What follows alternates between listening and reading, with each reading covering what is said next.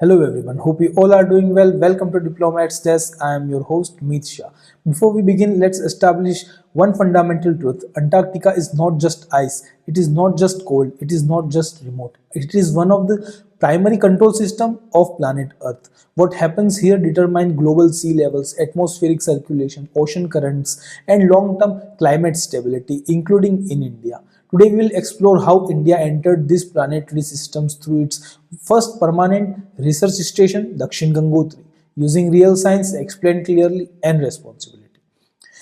Antarctica functions as a planetary regulator. A regulator is a system that keeps a much larger system stable. In physical terms, Antarctica regulates Earth through mass, energy, and momentum. The Antarctic ice sheet contains approximately 26.5 million gigatons of ice. A gigaton is 1 million metric tons. This mass is so large that it affects Earth's movement of inertia, which means how resistant a rotating body is to changes in its rotation. When ice redistributes through melting or flow, it slightly alters Earth's rotation and internal stress distributions at measurable but very small physical scales. This is why Antarctica matters not only to climate scientists but also to geophysicists and seismologists.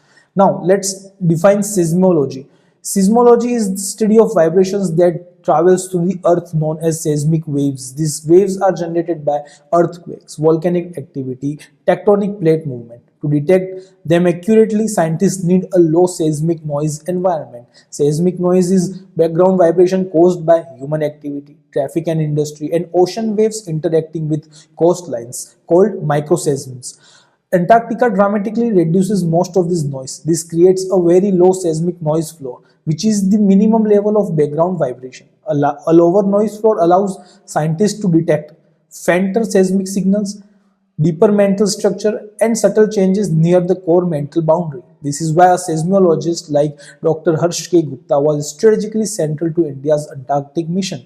Data from Antarctic seismic stations feeds into global seismic tomography, three-dimensional imaging of Earth's interior, similar to a CT scan of the human body. Now let's define glaciology.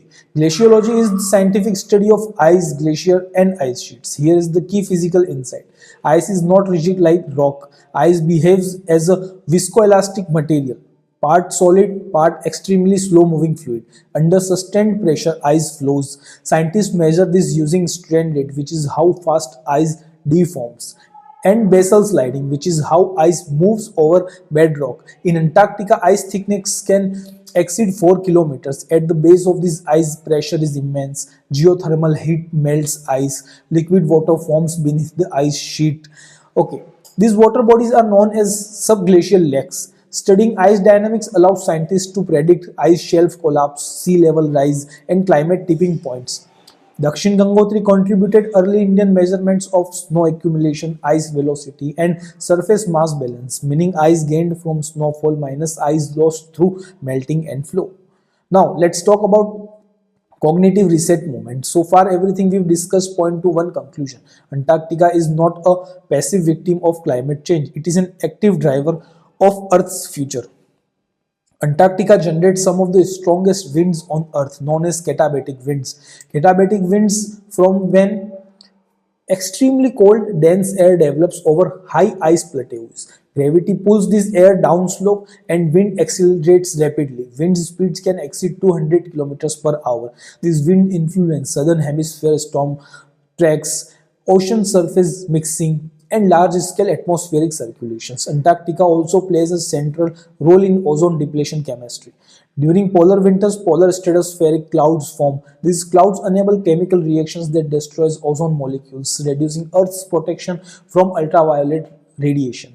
Indian atmospheric scientists used Antarctica observations to improve radiation balance models, study UV exposure, and link polar atmospheric chemistry to tropical climate dynamics. Now, surrounding Antarctica is the Southern Ocean, one of the most powerful components of Earth's climate engine. Here forms Antarctica bottom water, or AABW. Antarctica bottom water is the coldest, densest, and the deepest water mass on Earth. It forms when sea ice freezes, salt is expelled and dense water sinks to the ocean floor. This process drives thermohaline circulations, the global ocean conveyor belt.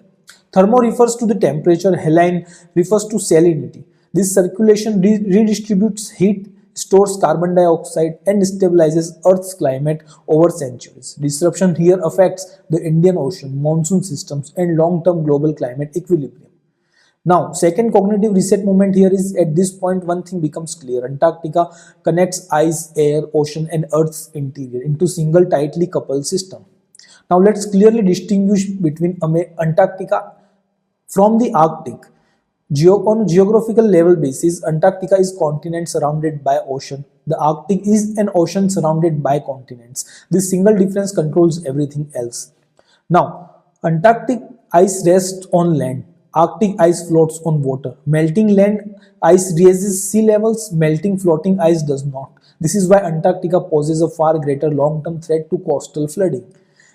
Let's talk about now the climate feedbacks. Antarctica faces the risk of marine ice sheet instability, particularly in the West Antarctica. This means that once ice retreats beyond a critical grounding point, where ice meets bedrock below sea level, the retreat can become self-sustaining and effectively irreversible on human timescales. The Arctic, by contrast, is dominated by faster feedbacks. Albedo loss, where melting ice reflects less sunlight, accelerates warming, methane release. As thawing permafrost emits powerful greenhouse gases, both regions matter. But while Arctic change is rapid and regionally intense, Antarctic ice loss drives global sea level rise and long-term planetary change that unfolds over centuries.